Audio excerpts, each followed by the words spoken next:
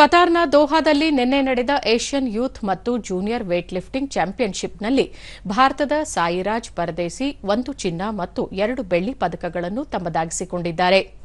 ಸಾಯಿರಾಜ್ ಒಟ್ಟಾರೆ 310 ಕೆಜಿ ಭಾರ ಎತ್ತುವ ಮೂಲಕ ಚಿನ್ನದ ಪದಕ ಗೆದ್ದು ರಾಷ್ಟೀಯ ಯುವ ದಾಖಲೆ ನಿರ್ಮಿಸಿದರು.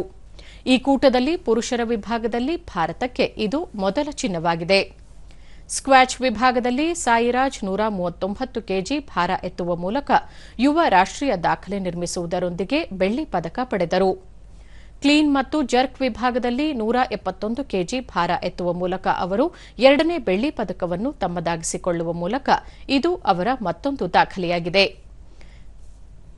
ಮಹಿಳೆಯರ 76 ಕೆಜಿ ವಿಭಾಗದಲ್ಲಿ ಸ್ಪರ್ಧಿಸಿದ್ದ ಸಂಜನಾ ಅವರು ನಿನ್ನೆ ನಡೆದ ಯೂತ್ ಚಾಂಪಿಯನ್ಶಿಪ್ನಲ್ಲಿ 3 ಮತ್ತು ಜೂನಿಯರ್ ವಿಭಾಗದಲ್ಲಿ 2 ಸೇರಿ 5 ಬೆಳ್ಳಿ ಪದಕಗಳನ್ನು ಪಡೆದರು.